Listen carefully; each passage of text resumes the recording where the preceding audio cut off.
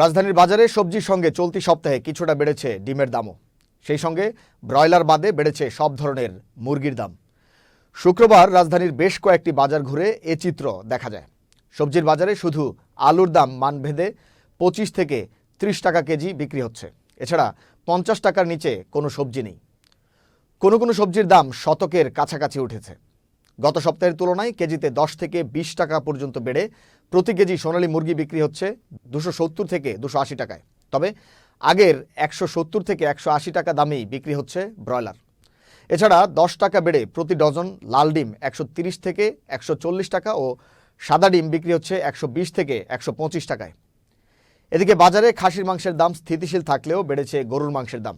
কেজিতে 30 টাকা পর্যন্ত বেড়ে প্রতি কেজি গরুর মাংস বিক্রি হচ্ছে 780 থেকে 800 টাকায়। এদিকে কিছুটা কমেছে চালের দাম।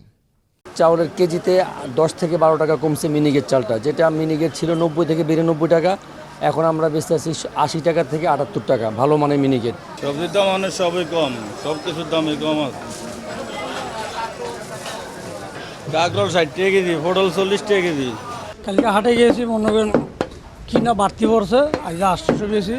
আবার আজকে আবার হাটে যাবো, যদি মনে করেন রেট কম পড়ে তাহলে আবার কমে বিক্রি করবো।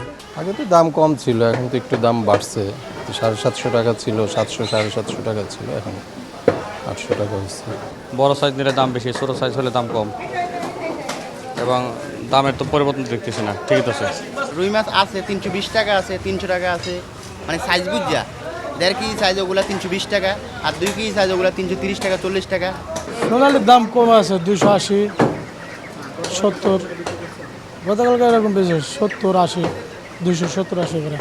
মাঝখান দিয়ে আসছিল 130, এরপরে হয়ে গেছিলো আবার 140, আজকের 2 দিন আবার একটু কমতে আছে 135 করে ডজন বেচতে আছে।